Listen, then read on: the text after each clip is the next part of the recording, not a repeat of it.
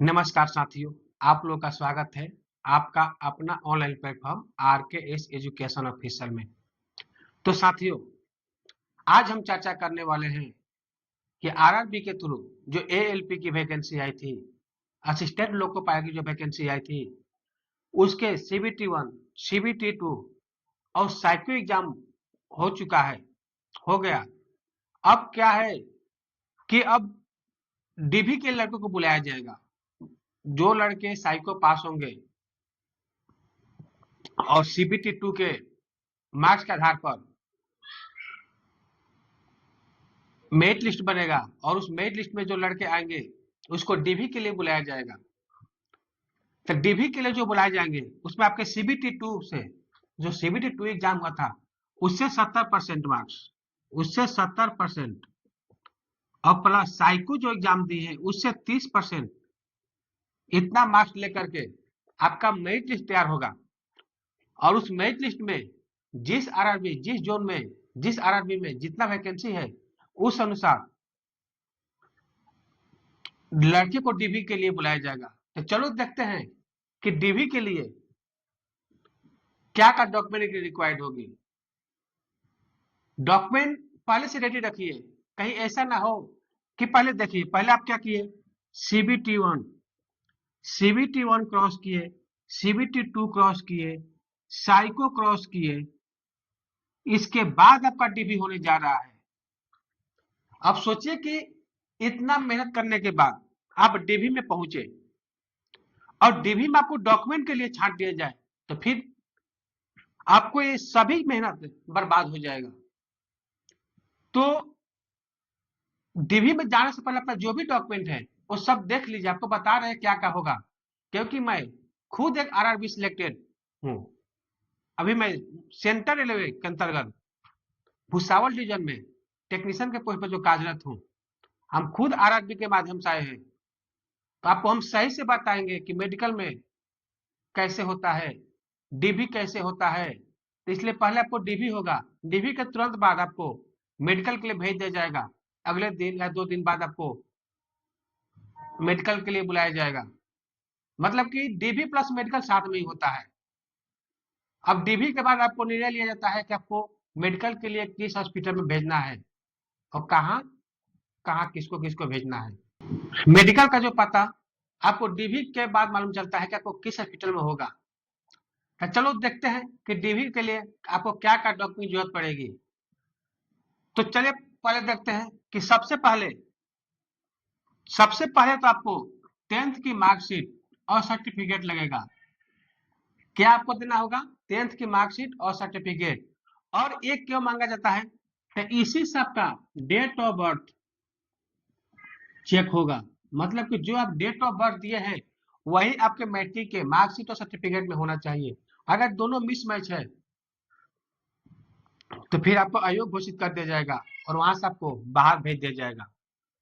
उसके बाद education qualification certificate, education qualification जो सर्टिफिकेट है वो आपसे मांगा जाएगा। तो चूंकि हम अब बात कर रहे हैं हम एएलपी की, तो एएलपी में आपको क्या क्या चाहिए? आईटीआई, डिप्लोमा एंड बीटेक भी जो भी हो, मतलब ये आपसे रिक्वायर्ड किया जाएगा एजुकेशन क्वालिफिकेशन के लिए। तो जो भी है, जो आईटीआई किए होंगे अपना आईटीआई का सर्टिफिकेट लेते जाएंगे, डिप्लोमा वाले डिप्लोमा का और बीटेक वाले बीटेक का, ये आपको लेकर जाना है। उसके बाद अप्रेंटिस, एनसीबीटी एससीबीटी सर्टिफिकेट, ये भी मांगा जाएगा। लेकिन जो एप्लीकेशन डालते समय, जो एलपी का जब फॉर्म भरा जा रहा था, अगर उस समय अप्रेंटिस का ऑप्शन चुने होंगे तो उन लोगों के लिए ये सर्टिफिकेट लेकर जाना होगा। अब जो अप्रेंटिस किए ही नहीं है तो फॉर्म डालते समय भी नहीं चूज किए होंगे तो उसके लिए कोई जरूरत नहीं है। उसके बाद caste certificate, caste certificate ST, SC, OBC, ST, SC, OBC, मतलब जो भी है, जो एसटी वाले होंगे अपना एसटी का सर्टिफिकेट ले जाएंगे, ओबीसी वाले ओबीसी का, एससी वाले एससी का, और वही सर्टिफिकेट ले जाएंगे जो फॉर्म भरते समय दिए होंगे। जो फॉर्म भरते समय जो ओबीसी, एसटी, एससी का बना कर सर्टिफिकेट रखे हैं वही लेकर जाना है। लेकिन कई रेलवे बोर्ड, कई आरआरबी है कि जो बोलता है कि हमको रेलवे के फॉर्मेट में चाहिए, एज पर रेलवे फॉर्मेट, क्या चाहिए कि रेलवे के फॉर्मेट में चाहिए।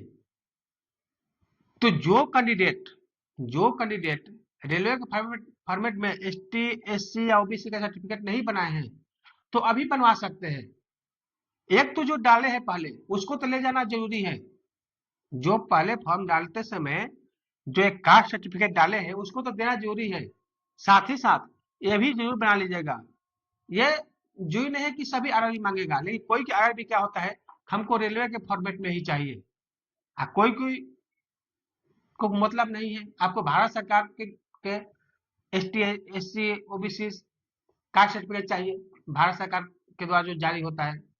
हाँ ओबीसी है, अब ये नहीं कि आप बिहार के हैं तब बिहार सरकार का ओबीसी है, वो नहीं चलेगा। यूपी वाले हैं तो यूपी सरकार दे देगा, नहीं चलेगा। एमपी वाले एमपी का नहीं चलेगा, महाराष्ट्र वाले महाराष्ट्र का नहीं चलेगा। ओबीसी जो है आपको भारत सरकार के जो फॉर्मेट है उसमें बनवाना है, मतलब सेंट्रल गवर्नमेंट के फॉर्मेट में आपको ओबीसी बनवाना है। और साथ ही साथ जिसके पास रेलवे फॉर्मेट में नहीं है तो वो रेलवे के फॉर्मेट में ओबीसी सर्टिफिकेट जरूर बनवा ले। उसके बाद ईडब्ल्यूएस सर्टिफिकेट, ईडब्ल्यूएस सर्टिफिकेट जो भी कैंडिडेट ईडब्ल्यूएस चूज किए होंगे, मतलब जितने भी ईडब्ल्यूएस वाले कैंडिडेट हैं जो फॉर्म डालते समय ईडब्ल्यूएस चुने होंगे तो उनको ईडब्ल्यूएस सर्टिफिकेट लेकर जाना होगा। पीडब्ल्यूबीडी सर्टिफिकेट जितने ही दिव्यांग है, जितने ही विकलांग कोटे से है तो उनको ये सर्टिफिकेट लेकर जाना होगा। डोमिसाइल सर्टिफिकेट, निवास प्रमाण पत्र, आवासीय प्रमाण पत्र, डोमिसाइल सर्टिफिकेट, ये भी आप बनवा के रखिए। ये जरूरी नहीं है कि सब बोर्ड मांगता है, सब आरआरबी मांगता है, लेकिन कोई कोई आरआरबी क्या करता है कि डोमिसाइल सर्टिफिकेट की मांग कर देता है। अभी कोई नहीं बता सकता है कि कौन आरआरबी मांगेगा कौन नहीं मांगेगा। लगभग तो नहीं मांगते हैं, लेकिन कोई कोई कभी कभी मांग ही देता है, क्योंकि अभी सभी आरआरबी का रूल और सर्टिफिकेट चेकिंग का तरीका अलग रहता है। और क्या डॉक्यूमेंट लगेगा, तो उसके बाद लगेगा आपका valid photo identity proof.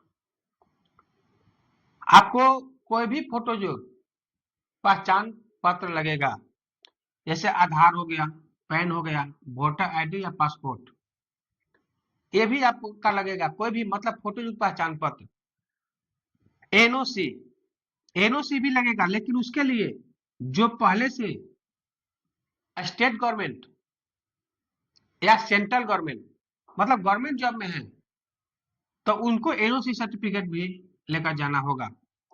Minority community declaration certificate, ये जिसके लिए लागू है, जो अल्पसंख्यक है उसके लिए ये डिक्लेरेशन सर्टिफिकेट देना होगा, जिसके लिए लागू है वो देंगे। उसके बाद CBT 1, CBT 2, psycho, admit card, ये भी आपको लेकर जाना अनिवार्य है, ये भी आपसे मांगा जाता है। और बता दें कि आपको डीवी 2 बार होता है। अभी आपको जो डीवी के लिए बुलाया जाएगा ये आरआरबी लेगा। ये कौन लेगा? आरआरबी।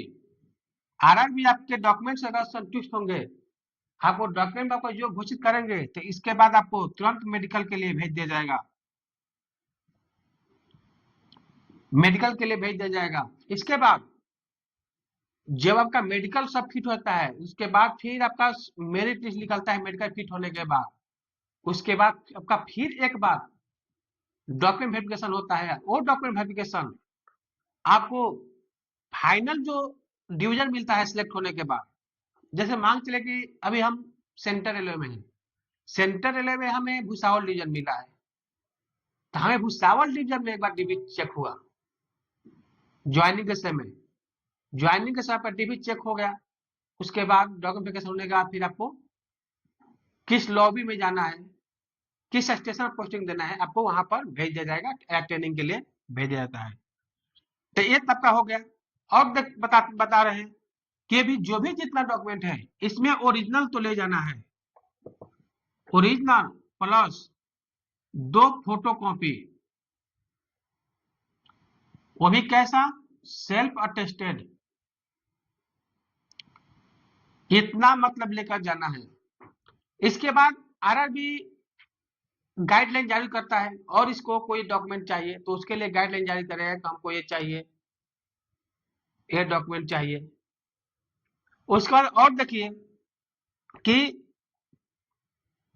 किसी किसी को क्या होता है कि नाम है उनका, जैसे मान चलिए कि नाम है, या किसी का ऐसा होता है जैसे क्या है अमरनाथ। अब फॉर्म भरते समय क्या इसमें स्पेस नहीं है, लेकिन क्या आप करते हैं अमरनाथ। तो ऐसे में भी प्रॉब्लम आता है। तो जिन कैंडिडेट का अगर ऐसा प्रॉब्लम हो, तो अगर कास्ट सर्टिफिकेट में हो, डोमिसाइल में हो, वैलिड पासपोर्ट आइडेंटिटी प्रूफ में हो, तो ये तो तुरंत सुधर जाता है, इसको सही करवा सकते हैं। लेकिन अगर मैट्रिक के मार्कशीट और एजुकेशन क्वालिफिकेशन में हो, तो इसके लिए आपको अफिडेविट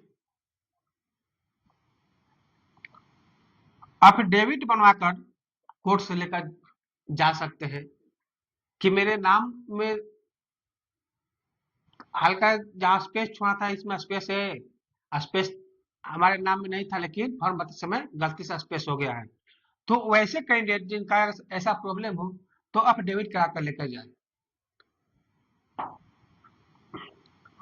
इतना डॉक्यूमेंट तैयार रखें। उसके बाद आपको क्यों पूछेगा डॉक्यूमेंट तैयार रखने के लिए, कि क्या होता है कि जैसे ही आपका साइको के बाद जो मेरिट लिस्ट बनकर आएगा, उसके बाद आपको ज्यादा टाइम नहीं दिया जाएगा। आपको ज्यादा से ज्यादा 10 या 15 दिन 10 या 15 दिन के अंदर, या 10 या 15 दिन का आपको टाइम दिया जाएगा। उसके बाद आपको डीबी के लिए बुला लिया जाएगा। तो अगर ये सब सर्टिफिकेट आपके पास नहीं सही से तैयार होगा तो फिर क्या कीजिएगा। तो इसलिए ये सब पहले डॉक्यूमेंट अपने पास चेक लिस्ट करके चेक कर लीजिए कि कौन कौन सा हमारे पास डॉक्यूमेंट है, नहीं है। कभी कभी क्या होता है कि लड़के एडमिट कार्ड इधर से उधर रख देते हैं, और जिस दिन डीबी के लिए जाना रहता है उस दिन खोजने लगते हैं कि ये कहाँ गया। उस दिन तो मिलता नहीं है, रखे रहते हैं लेकिन परेशानी होती है। उसके बाद क्या होता है को टेंशन में हो जाते हैं कब क्या होगा क्या नहीं होगा।